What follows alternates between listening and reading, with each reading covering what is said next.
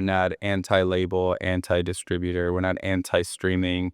It's truly about growing the pie for the industry, and we've been able to do it in a way that's intentional and makes people feel good. And I think a lot of it is tied to the name. It's supposed to feel even. This podcast is produced by Amplitude Ventures, your partner in co-building early-stage startups into fundable, thriving ventures.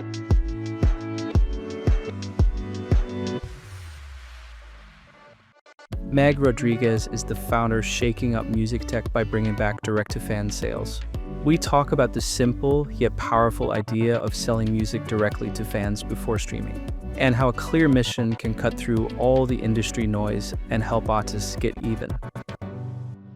Hey guys, and welcome back to Sound Connections Podcast. Today I have Mag on the podcast. Welcome. Man, thank you so much. I'm so excited to be here. I've been looking forward to this for a while. So you run an amazing company called Even, and I have been following on LinkedIn and in newsletters and PR campaigns, whatever. It's so interesting the journey you're on, and I'm so excited to dissect Fandom, but done in a very particular way that I'm a fan of. So Mag, for the people who don't know you and what you do, who are you and what do you do? Yeah. Well, these days I say this as a joke, but I feel like I'm the glorified intern at the company. And it always feels like a cliche thing to say as like a founder, but genuinely, well, I'm the CEO and founder of Even. I also make the joke that I'm a recovering artist manager. Okay. That's how I got my career started. Straight out of high school, managed two classmates, built a roster of producers, songwriters, and had a really exciting late teens, early 20s. And then I started working in venture in 2018 and worked for a firm called Generator. They're a startup accelerator slash VC firm. And I oversaw all of their music initiatives. So I worked there for about 5 years and then had a Jerry Maguire moment in 2021 of like, there has to be something better or a better way to really think about the industry. And that turned into the founders of Generator, Joe and Troy, pulling me aside and saying, Mag, you should go and take a shot at this idea. So they wrote me a check, kept me on salary for a year, moved me to LA. And that's kind of the beginning of the journey of Even. But yeah, I every day I get to help artists make their first 100, 1,000, even if it's just their first dollar from music. It ends up being the most exciting part of not only my career, but also just like my everyday life. So that's a really long answer to who I am, but hopefully that makes sense. Yeah, no, it's also a very unconventional way to become a startup founder, I can imagine, and we'll dissect that a bit and how and why that happened. But I think it's also really important to set the scene of what Even does, and I'll sort of put in my own 2 cents. And I said right before the podcast, like I've lately become a bit of a troll on LinkedIn. Not really, but like I've started commenting on music industry people, like writing bullshit on LinkedIn about power dynamics and all that kind of stuff, which I believe is absolutely not true. Some of them. And I think it's really difficult to navigate what is actually value and what is not value in the music industry. And Fandom is one of the most overcrowded, noisy spaces when it comes to industry people and their own small to large entrepreneurial journeys. And Even in my book is doing something that's quite traditional. You're not reinventing the wheel, but you're just doing it really well. But maybe in your own words, would you describe what do you guys do? Yeah, so we're infrastructure that partners with labels, distributors, and artists, and we help them do something very obvious. We help them sell their music directly to their fans, but before it's made available on streaming platforms. So our thesis and just vision since day one is music should not be free initially. And what happens when you sell music and you tie it with experience, proximity to the artist, other fans, you end up cultivating community. And it's not necessarily about, creating community, because I don't think you ever create, quote unquote. All you can do is nurture it. And that's essentially what we do in a way that feels seamless to, of course, fans, but it also feels seamless to the industry. We're not anti-label, anti-distributor. We're not anti-streaming. It's truly about growing the pie for the industry, and we've been able to do it in a way that's intentional and makes people feel good. And I think a lot of it is tied to the name. It's supposed to feel even. No one feels like they're being taken advantage of. Fans don't feel ripped off. Labels don't feel like they're being excluded.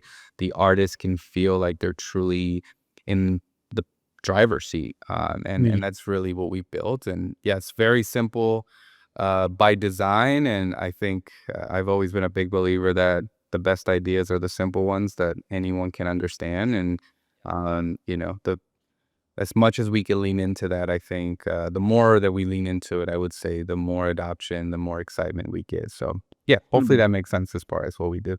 It does make sense, and sort of a comment or a talk I often have in the podcast is obviously what's the future of fandom and connectivity, especially when it comes to the reaction to AI. And one of the common themes in those talks is that the niche audience or the tight knit audience is probably going to be the ones that are going to stand out in the future, which also was the case back in the day, oftentimes.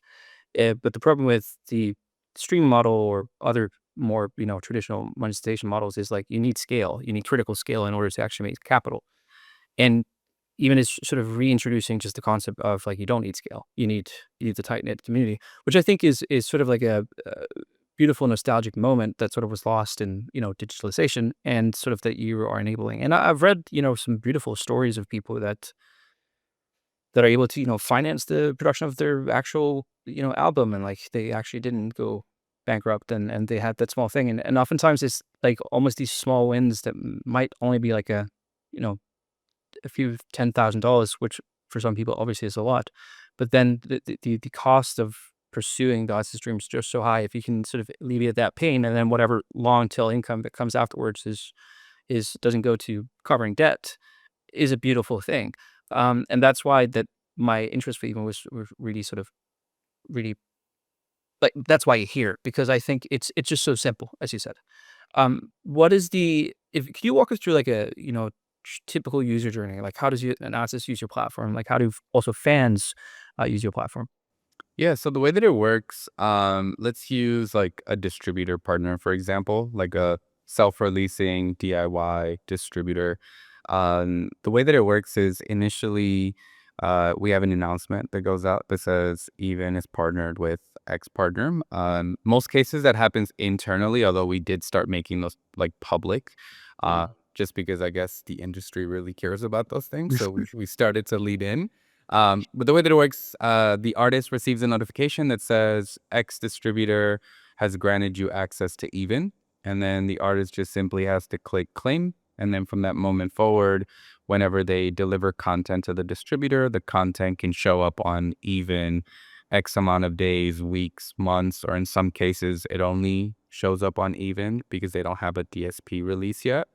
Or the artist can just simply log into their Even dashboard and start releasing. So there's a couple different journeys that they can go in, but it's pretty straightforward. We've designed Even to kind of fall under the parameters of like how a regular distributor would work. Although we're not a distributor, our backend essentially is designed to connect directly with a distributor, which will also allow the artist to just upload their content metadata the same way. And yeah, so that's essentially the artist logs in, they create their release, they set their pricing. All of our releases, for the most part, are pay what you want, which is just basically you set a minimum, a suggested price, and then fans can pay whatever they want above that. Yep. Um, Although they can do a firm price, we don't necessarily recommend it unless it's like kind of a part of like the artist strategy. And then we also have regional pricing.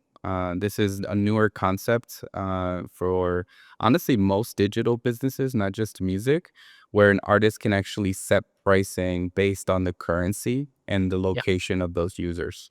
A big part of what you'll hear us talk about at Even is really our focus on the global south. There's a massive opportunity through globalization, where if you support the currencies and the payment methods, but you also set it up in a way where it's accessible to those fans, Yeah. you can have real volume of transactions in different parts of the world where those fans might never have direct proximity to that artist because either the artist can't tour in those regions, touring might just be nascent, or those fans can't travel to the country that you're touring in because of visa restrictions. So ultimately, that's really where Even really steps in. Now, on the fan side, the way that it works is after an artist creates a release, they promote it on social media or their existing mailing list, and they say, I have this new body of work, I have this new single, I have this new experience, video, whatever it is that they're selling. And they say, before you get it anywhere else, you have to get it from me. Here's the link in bio. Click the link in my story, whatever the scenario is.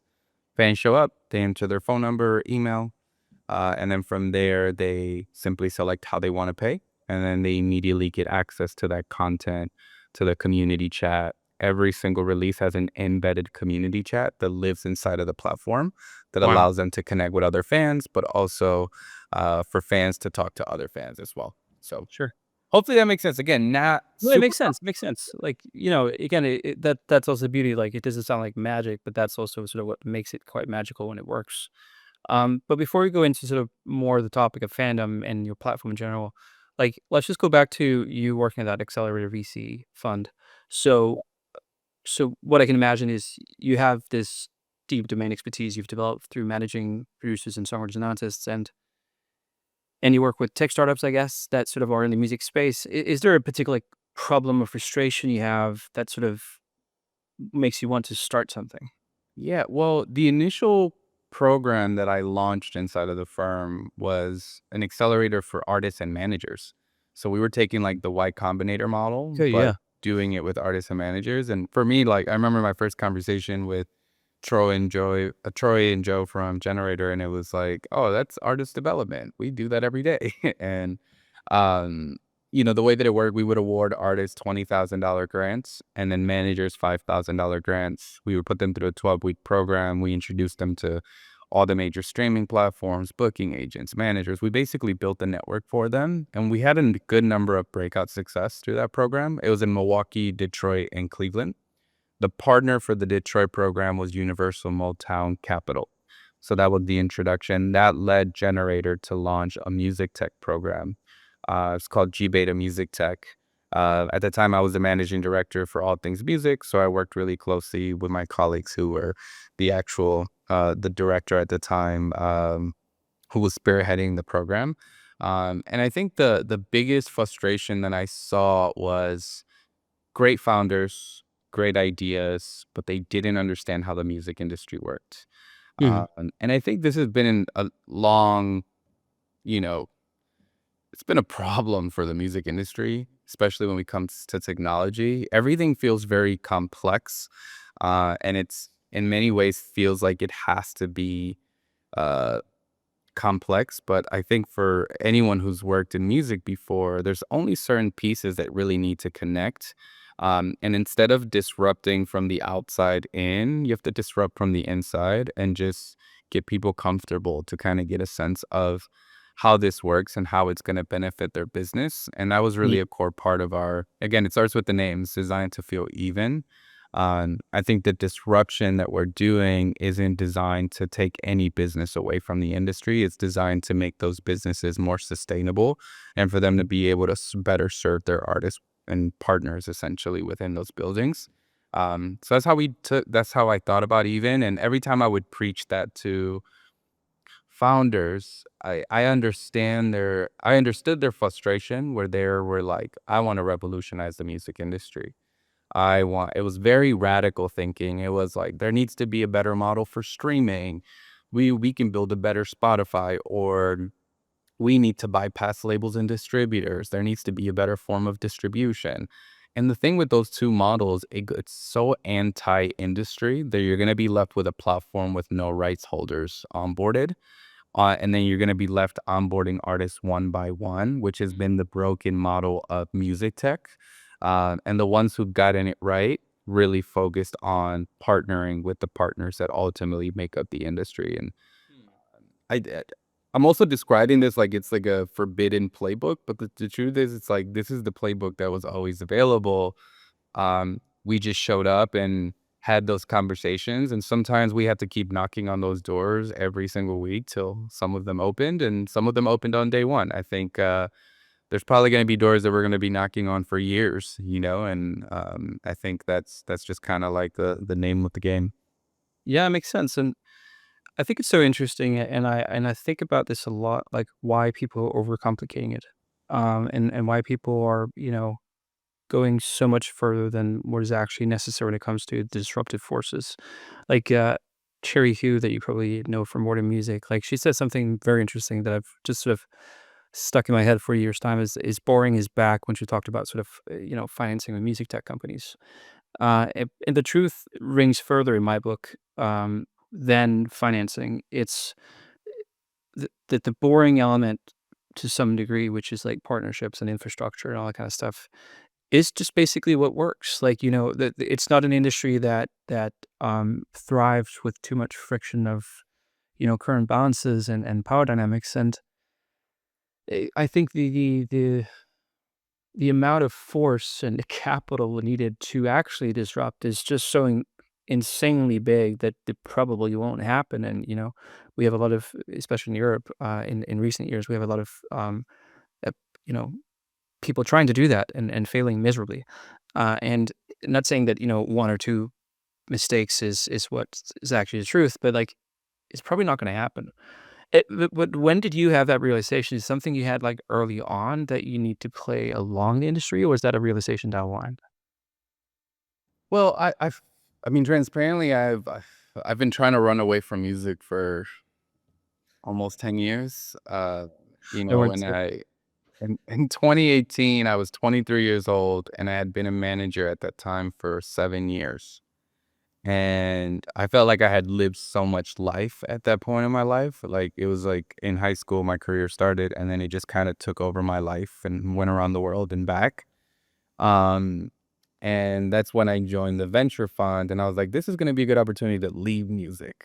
And I think now I've accepted it that like this is just kind of my calling. Like this is, I'm very spiritual in many ways where like this is the thing that I'm supposed to be doing right now. And the moment I started to just lean into it, I realized that like, okay, cool, this is kind of working. But I also I try not to like if I can tell you the 100 things that, are stressful and difficult and, this feels impossible or this other thing feels impossible, but like that's the easy thing to do. I think for me, the most exciting thing is like for every single thing that like frustrates me in this, um, there's 10 things that get me really excited, or there's 10 conversations that I have with people that are like, Mag, you're getting and I sense that we're getting closer every single week to our goal, mostly because of the people that are start reaching out. And like in the past, I would say 6 months, we started to attract a lot of the folks who have done it and who have been successful in the space. And they reach out and they're like, Mag, what you're doing as like I'm always the first to say, it's like what we're doing is not an original idea. People have been talking about this for a long time. It's really about focusing on the execution, hiring the right people, working with the right partners, messaging it correctly, and then making people feel comfortable, I think is really the key. Um, so yeah, 100%, like 1 in 10 startups succeed. In music tech, it's like probably less than 10% of that.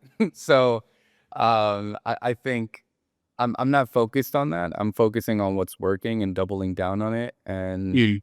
um, you know, I'm on a 24, 48 hour cycle every time of like what needs to get done, what can we focus on, who needs to be served, who do we need to talk to.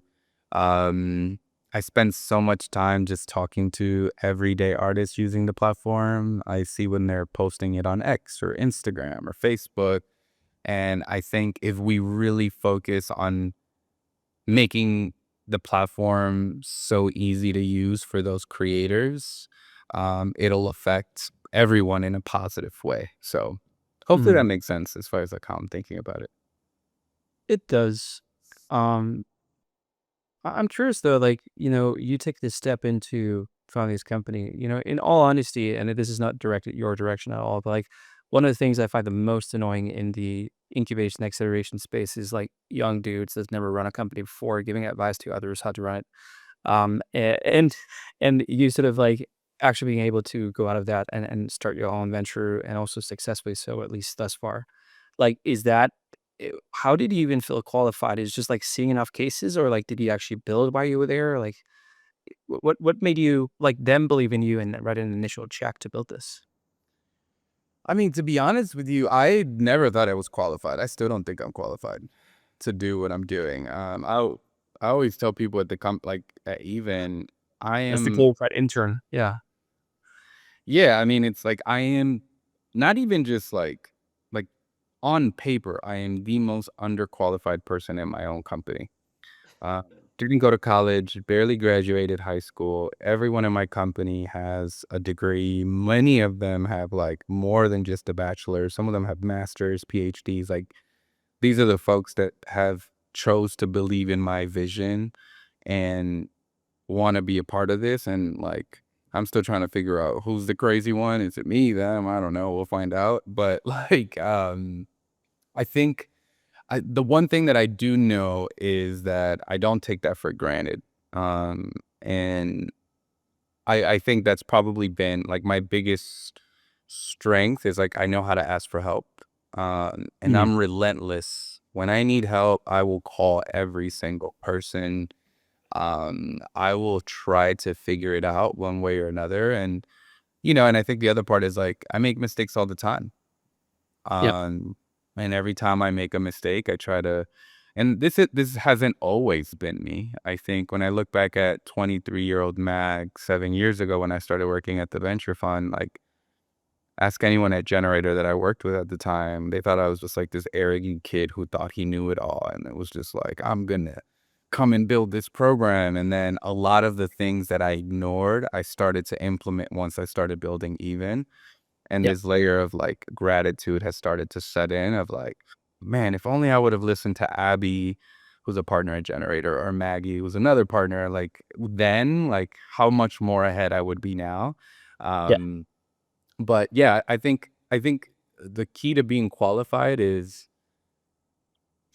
understanding that, like, you're never gonna be qualified all the Mhm. way if you just Mhm. never try, and sometimes the only qualification is trying.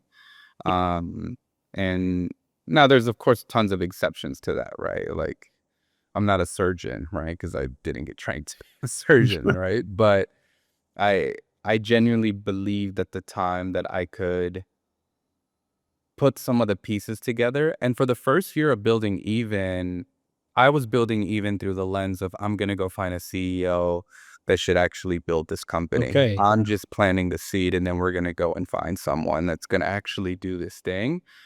And, like, it wasn't until maybe, like, exactly a year into it where I was like, "Maybe I'm kind of lying to myself that I'm gonna find someone to, like, trick myself into not feeling the pressure of having to build this company." Mm. Um, and that's honestly what it felt like for the first year. I was just Mhm. like, "Oh, I'm gonna build it and I'm gonna pass it off to someone, and then I'm gonna, go back to doing my job and getting away from music." And then it just kinda continues spinning, and here we are now, 3.5 years later, and I'm still here. So, yeah, I think, yeah, I kinda lied to myself for years that, I wasn't gonna be the person running it, and that's kind of been the secret formula, Mm. I guess. I think that's, I recognize myself in that journey a lot. The currently Amplitude, we're around 80 people that I lead, and I've been quite sort of, um I've been doubling down in multiple occasions about finding a CEO for the company. Ultimately, that's not gonna happen. I'm probably gonna be the one doing it, and we all find, like, some angles of where we believe, well, suddenly we are qualified, or, like, we're good enough to be in the room. For me, for example, which is very contrary to most of my listeners, I'm I'm pretty ruthless as a CEO. I'm kind and I'm reasonable, but I'm ruthless. Like, I think I find myself to be thriving the most as a leader, very much compared to like a sports coach. Like that's sort of my leadership style. And really, the reason why I didn't believe I could be a CEO is because I tried to be this very um, very listening, very empathetic, very caring CEO, which I've been in the past, which I'm not saying people shouldn't be, like, please, you've got to be that. But it's not me. Like, it's not me. Like, even though I can, you know, be resonant here in this podcast. My nature is ruthlessness, in a reasonable way, but that's how I thrive. And as soon as I changed that, I actually built a company that made sense, which for me seemed very contrary. And I'm not, even proud of that statement per se, but like there is ways to lead a company for any single person that has leadership capabilities, and it might look different than what you might believe. What was it for you? What's your sort of hidden quality in that leadership? Like, why do you believe that people follow you? Why are you still asking the question, are they crazy? Are you crazy? And why do you believe that they are actually following you and your vision? Um, I honestly, like, I sense that's where the question was going, and I was trying to, like, figure out, what the actual answer is, and honestly, I don't know beyond the fact that, like, I understand that actually, I think everyone at the company can probably go and make more money and probably have a way safer bet working at a big company. Everyone from our product team to artist relations to client services, you name it. Everyone could be doing something else. I think the common thing that we share across the company is that we all deeply care about the work that we're doing because we know that I think for some reason along the way, we all kind of drank the Kool-Aid that is even. And it's hard. Like you work with an artist that's never made any money from music before, and then they make their first $10,000 on the platform. Let's just go lower. First $500, and that's changes everything for them. It's not life-changing money per se, but it changes it because it makes it real for them overnight, and they have something Mm. tangible to show. These are people pouring their emotions, energy towards this thing, and they never get anything in return. And then we all know the pressure around that, especially as a founder, right? Like building something new that's unproven, have no experience with it. You're gonna get the friends and family and maybe just like everyday people around you that are like, why are you doing that? Like, Mm. why don't you go get a job? Why don't you, at least in mine, like there was a lot of people who are like, Mag, especially everyone in music that I knew, like my strong, close relationships, almost every single one of them, they said, Mag, absolutely not. Don't go try to build that thing. That thing did not work already. People have tried to build that thing. And all it took was one person. And he's to this day an investor, but also an advisor. His name's J.R. McKee. He at the time, he had been very successful, 100 million plus albums sold as an executive. And he pulled me aside and he was like, Mag, you're either going to build this or I'm going to go build this. But like, I think you should go do this thing. And he's the one that got us our first two artists on the platform. And then from there, like having that one person believe in it made me go so much harder that then the following 4 or 5 industry people that I trusted were like, actually, this might be a good idea. And then those 5 turned into 10, 10 turned into 50, et cetera, et cetera. So I think it just requires that one person to like really believe. And I think that has been my main priority from the beginning is when I meet someone that I'm going to be bringing into the company, can I plant that same seed in them that makes them say, I really believe that we can change the industry, and I really believe that we can make this a more sustainable industry for artists and the industry at large. Because I know that every day, every single person at our company can go to sleep knowing that we do good business with artists. We take care of artists. Nothing that we do takes advantage of artists and their art and their creativity or any of our partners. We know that we can do that. And unfortunately, that's not something that everyone can say historically they can do. And I think that that really helps move the needle for people who really care about the space and music and Mm. art and culture ultimately. So um, there's an immense amount of pressure that comes with that to remain and keep that integrity intact. Since we are venture backed, we do have investors. There is a bottom line that needs to be met. But I do believe that we can do all of those things. Um, We're gonna make, of course, mistakes along the way, but I am pretty confident that like we're gonna get there, and true to the name, it'll feel even once it's all done, all said and done.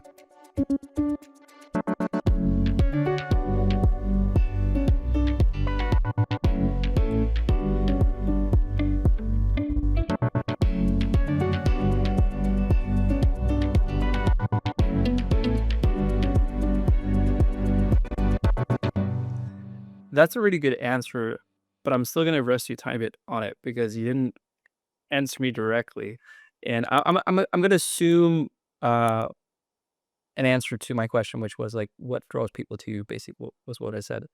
So I'm not disregarding your answer, which was great, and thank you for that. It seems to me, at least, that you're really good at projecting the focus on a bigger cause, rather than having the spotlight stayed on you. And again, this is my own interpretation. Like going into this meeting, I never like fully know who I'm going to talk with. I do my sort of research, and I was assuming to some degree that you would be this like very charismatic, like highly spoken founder that really takes a lot of space. But I see a man that really does the opposite and does most of what you can to project the vision and the outcome to others, and you know also using like things with like being honest about your less of qualifications, like some paper and all these kind of things, which as I read it, you're really good at projecting the vision and the goal towards the higher purpose than you as a CEO. Is that one of the qualities you believe that why people follow you? I don't know. Um, I hope that's not the quality that they No, not follow. one of them. Sorry, it's not Yeah. that. I honestly I don't know. I think um I really don't know. Maybe like I'm trying to think about just like in the last 7 days. I really try to push everyone in the company to like, excuse my language, but like to talk their shit. Like that's always my thing. Like go out there and tell the world what you're doing and be proud about it. Because our work as a company is also your work. And, during my staff meeting, maybe it was like a week and a half ago or 2 weeks, I told my team, if there isn't recruiters trying to take you away from Avon every single week on your LinkedIn or your email, you're not talking enough about the work that you do because everyone would be crazy not to be wanting you on their team. And I think that I actually genuinely meant it. I wasn't like, that wasn't me just trying to like get my team excited.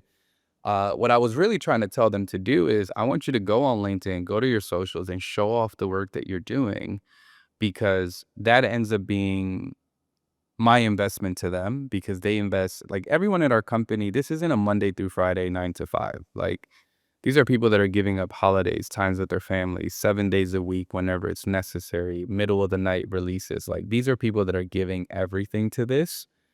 And while I do think we pay people fairly, it's not like we're paying them like we're a Fortune 500 company, right?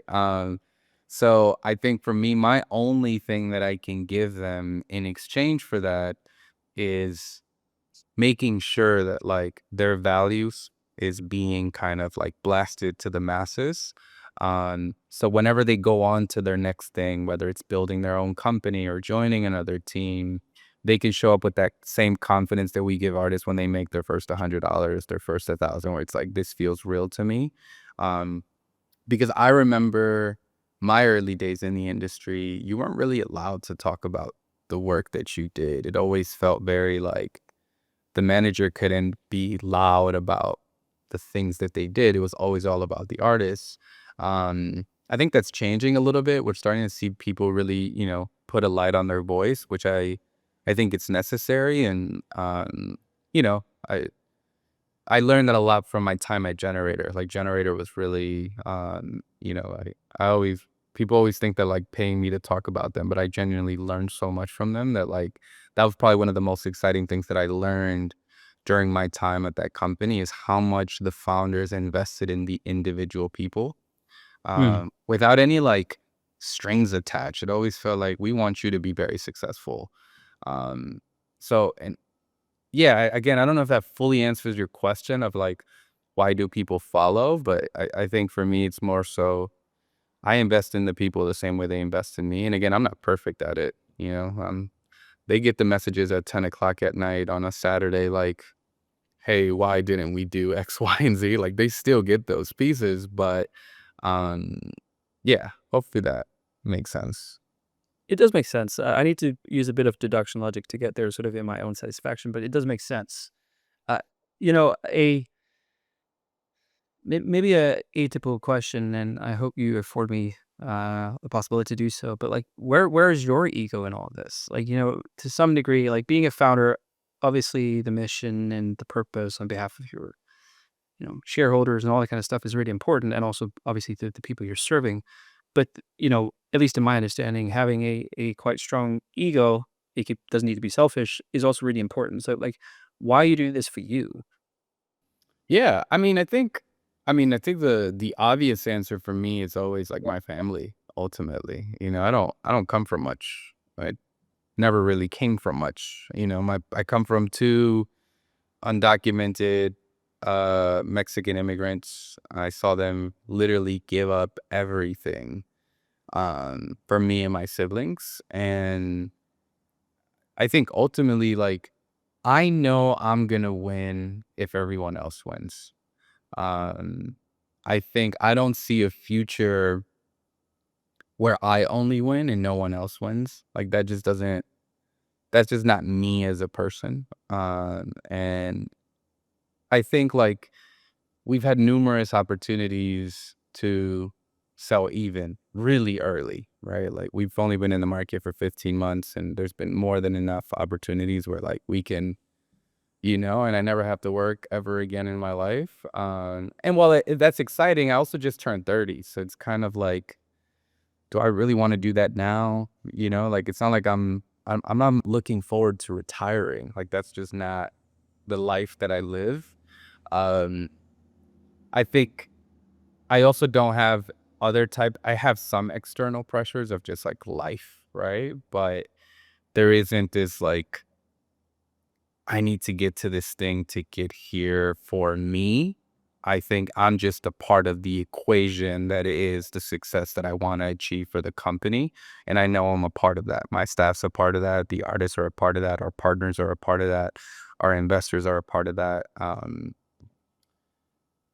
And like it reminds me of my time as a manager where if the artist succeeds, they'll say it's because of it's the artist. If the artist fails, they say it's because it was the manager. So it's like I already know that that's the pressure, right? Like I don't have to sit around and talk about it all day. Where like I know if even succeeds, they'll say it's because it was the industry who adopted even, and if we fail, it'll be, "Oh, Mag didn't do X, Y, and Z thing right." Yeah. Um, Now I'm not saying that anyone's, like, keeping a score, hopefully they aren't, like, you never know, but I just pull myself into the equation, and that makes me work and that's just the way that makes me work harder. Yeah. Um, Hopefully that makes sense, yeah. Yeah, it does make sense. And Hopefully got you the answer you wanted. I did get the answer I wanted. And it's not because I think what's really interesting about your answers is that you sort of, as I read it, think in an unconventional way. Like I'm a very direct guy. And for me, like the distance between um reasoning and an answer is very, very short. But what often gets lost there is the nuances. And as I hear you, like you operate in a lot of nuance, which I think is beautiful and something that's far removed from my reality, but something I'm also trying to learn. But that's beautiful. But like, what again? You've had these potential acquisition offers, as I hear it, and you have now come to a point. At least if you wanted to exit, that could be a very favorable financial situation for you. But what is the next steps? Like, why do you want to take it further, and how do you see that taking? Like, what is it you want to grow this into? Um, I believe in our team. I believe in everyone involved that like we are the right team to take it there. Being a button inside of a different engine that's not ours, that we don't control the vision for, is limiting. Yeah. Being absorbed by a different engine with its own mechanisms and habits and way of doing things. Like I don't want to compromise that this early. For me, it's truly all or nothing at this Mm, stage. Um, and I would say that that's just not me. That's our team.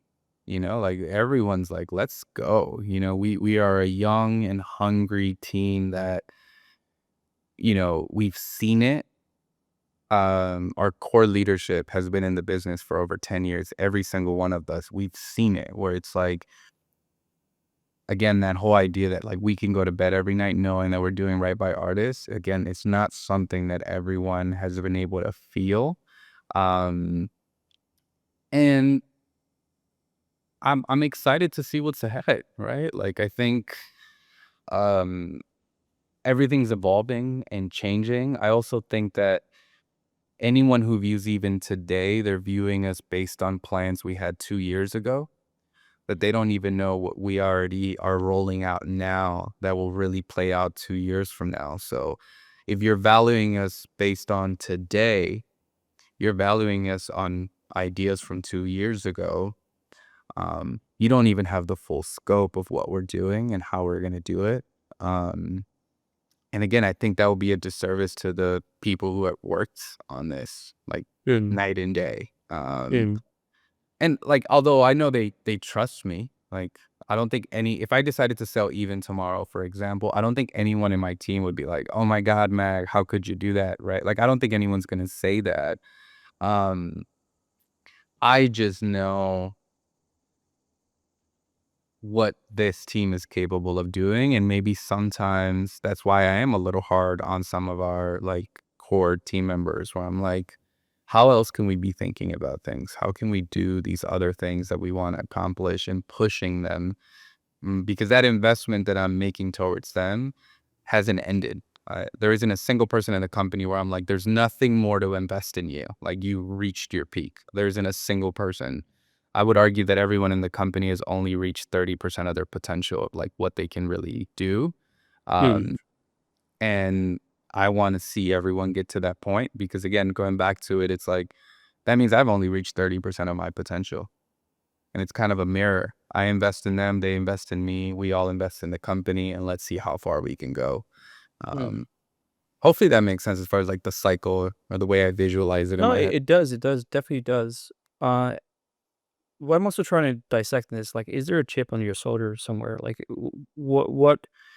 Can you explain 100%. Yeah. Yeah. We can list them all if you want.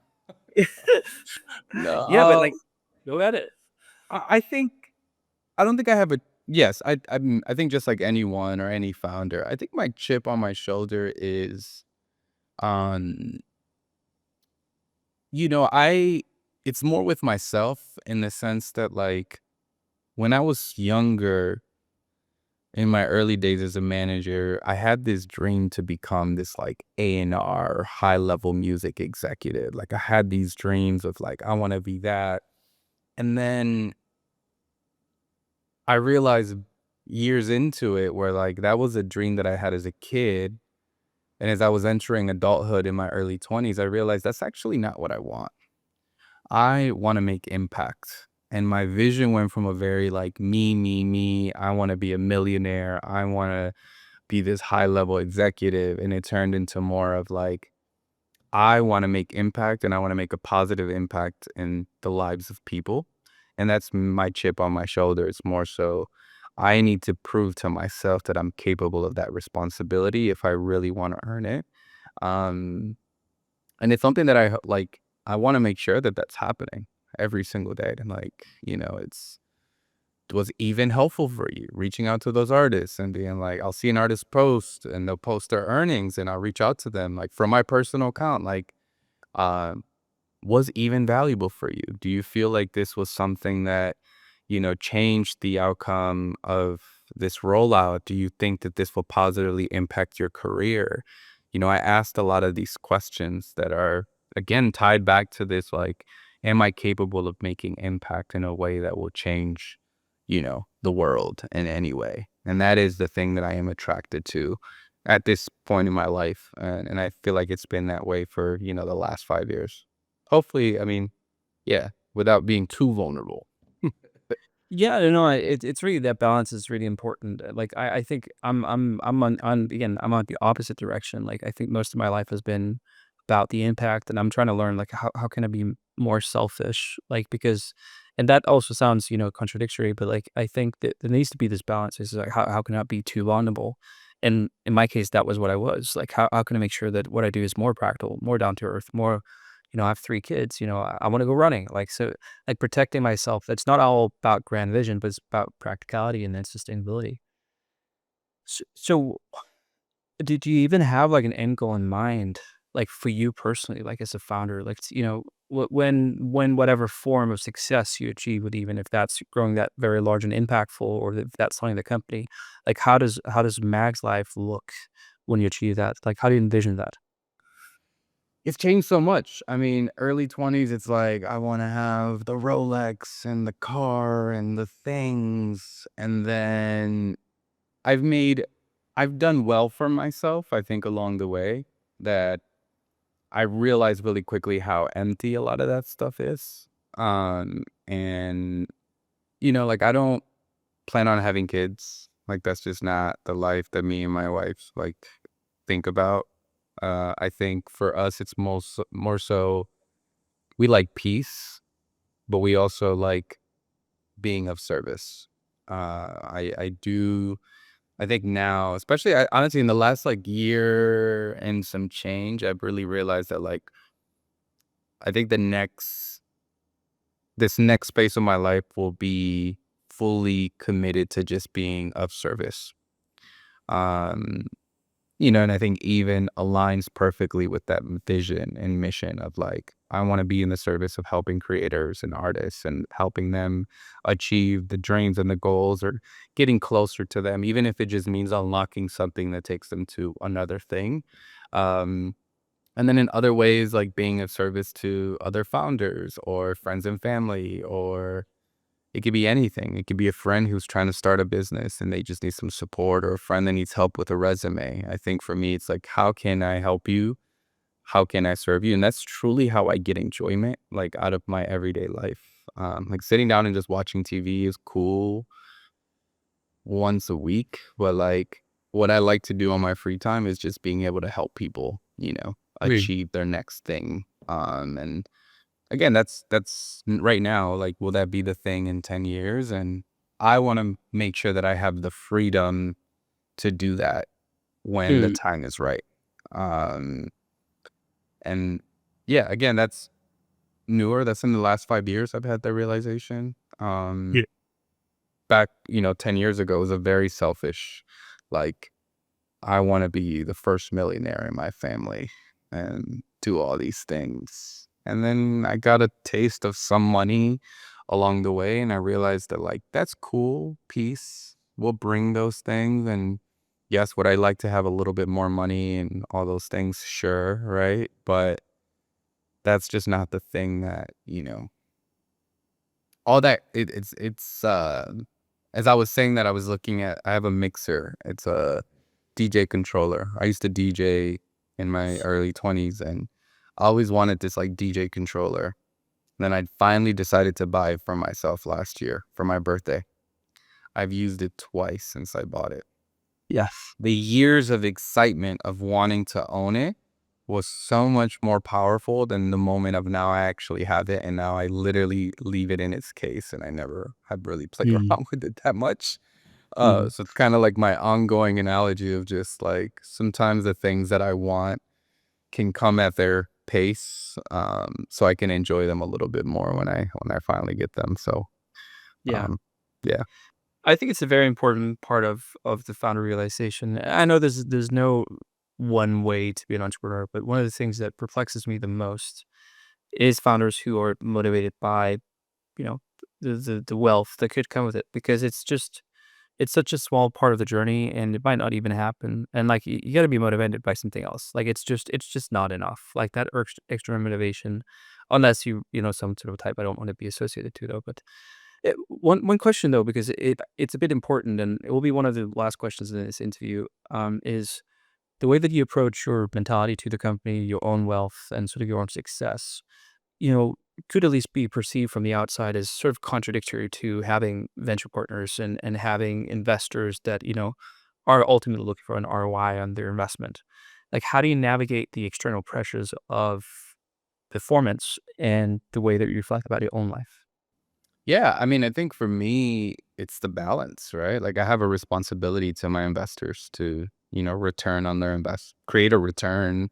But you kind of just highlighted it where it's like you need more than just money to be the Mm, carrot, and because if it's just money, that won't get you through the tough times when stuff go to zero. Because when it goes to if it's getting close to zero and money's the only motivation, it's easier to just jump out of the car and just be like, all right, I'm done. And then there goes the investment, there goes everything. I think when there's true passion in the work that we do, um, that is more impactful than the money that we're gonna make. That yeah.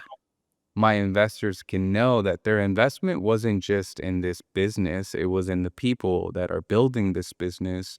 And ultimately, that investment will pay off in a form that might not be in the short term. It just might be those extra 2, 3 hours or extra week or extra month of work that was required to get it to that next level.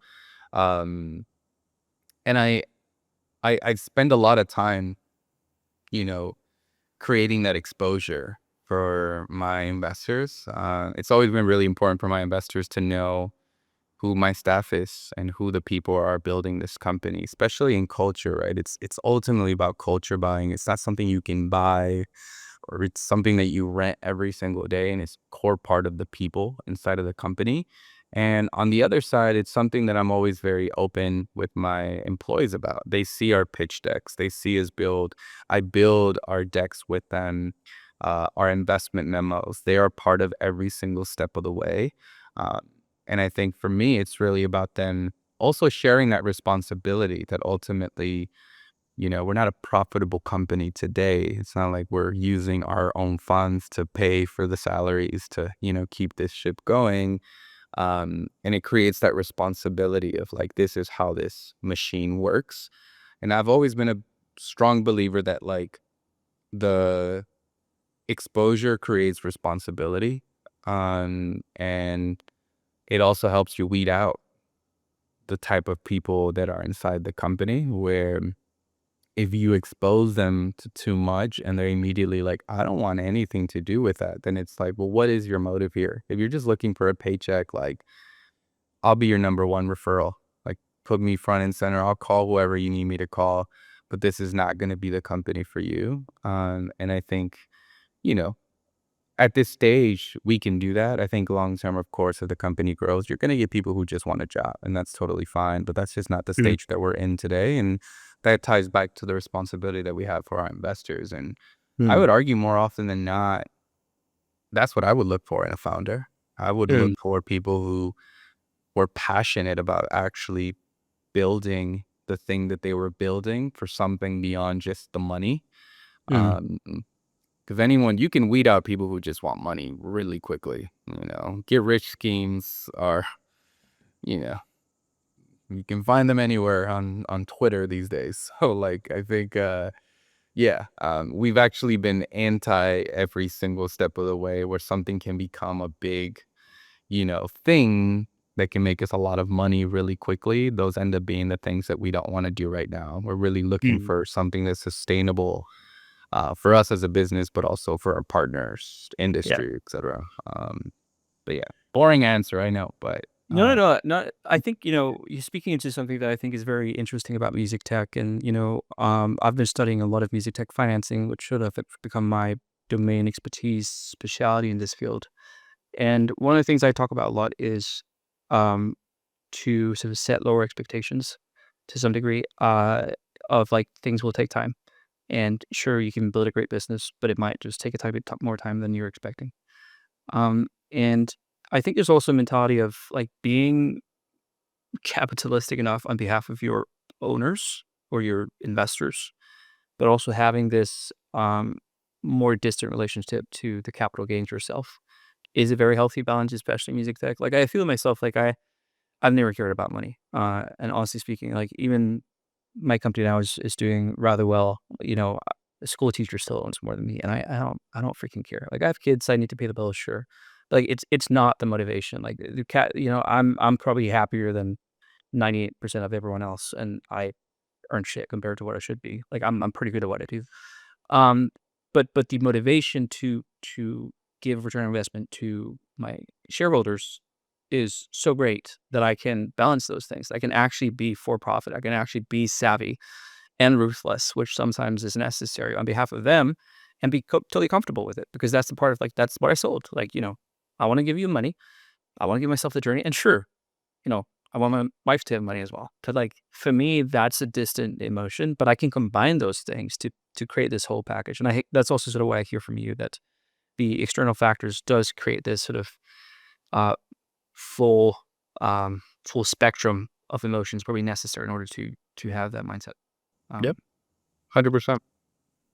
Mac, this is beautiful, and I think I just want to round off by saying that um, you're not doing anything new, and I think that's the beauty of it, and I think that's also the comment you gave when people warned you for doing, even when you were venturing into this. Like, people have tried and they've failed, and what I think is beautiful here is that doing it nevertheless and then executing it well is, I think, such a important story in music tech entrepreneurship, that you don't need to reinvent the wheel. You just need to double down on the problem. You just need to build a really good product that has product market fit, and you need to partner. Like, you don't need to necessarily disrupt, but be with people. And I think that's what we can learn from Ian right now. And what I also hope will help you continue thriving as you grow the company and raise capital, and get it to the place where you don't need to be a button in the ecosystem. So Mac, thank you for spending your time, and thank you for sharing. Man, thank you so much. This is fun. Appreciate it. We'll talk soon. Of course, man. Thank you.